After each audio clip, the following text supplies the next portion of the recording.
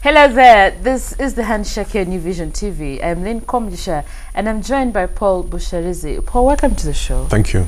Martyrs Day celebrations are around the corner. Already pilgrims are walking miles and miles, and so, man, I don't know how they do it, but wow, well done. They have great faith. They're not like some people we know. Paul, don't start. Now, over 720 million shillings was budgeted for the event, for the one-day event. Paul, this is quite a lot of money. Is it enough, really? Well, I thought you'd ask, isn't this too much? But no, I mean it's a big event, of course. You know, the logistics surrounding that event alone is probably mind-boggling. You have to bus in 720. You have to house some people. Yeah. You have to clean up the place and prepare it. Maybe you know, new coats of paint and all that kind of business. 720 sounds reasonable, I think. Is it taxable? Is it taxed? Well, I think it's coming under donations and it's to the church. The church is not taxed.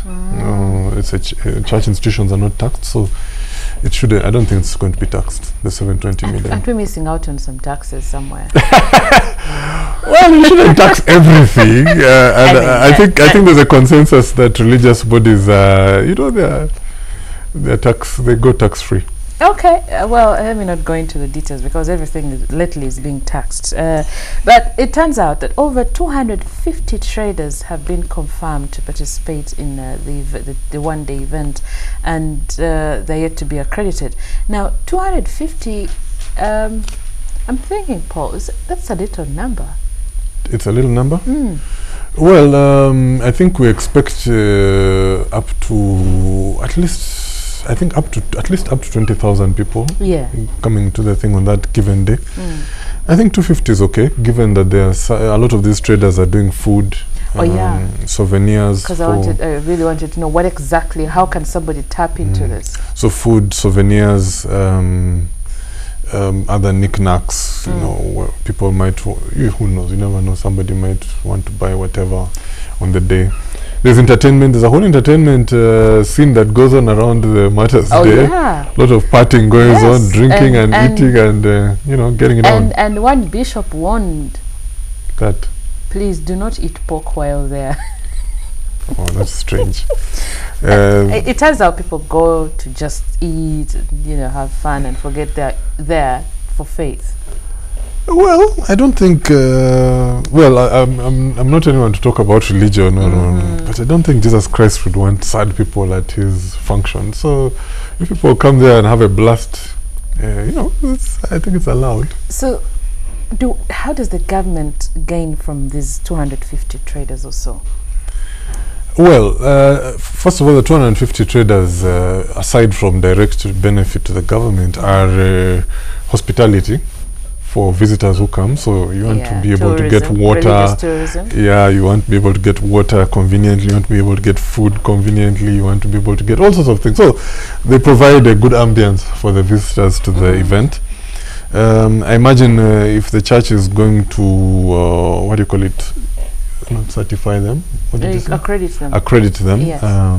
There probably be a fee to pay on that.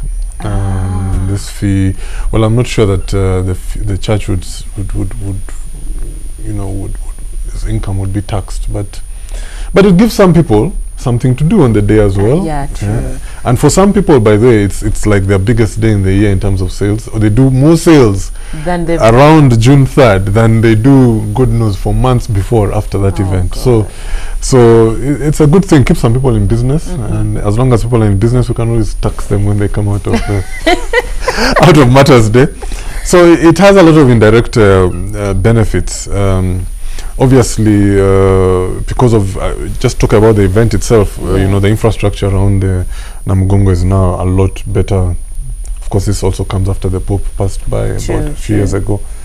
So I think the benefits are all around for the government, especially. I mean, all that infrastructure has created also new economic activity. Yeah. You know, previously you don't want to be in the dust, you shop in the dust. Now there are shops there because there's all tarmac. So it's a good thing. Have they really done enough to tap into it? Because I think there's more. No, than absolutely. than just third March. I think Rather third absolutely, May in June. absolutely. I think even talking about accommodation, Yes. I know that during that period, some people leave their houses because people rent them out. B&B? Yeah, Bed Airbnb. and breakfast, I Yeah, think. yeah, you can do that. So, Yeah. but it also speaks to there's a deficiency. You just need some low-cost hostel kind of business there, some kind of YMC arrangement. The challenge would be how do you sustain it when June 3rd is not there. Yes, exactly. But I mean, and that goes now to what do you call it, religious tourism. Yes. People don't, by the way, come to Namugongo only June 3rd. They come through the year. So maybe the question should be, how can we market it in such a way that the business through the year can sustain these things, exactly. especially. I'm wondering what more can be done. Yeah. No, I mean, it's a good, okay, I want to say it's a good story to tell, but there's a story behind that event.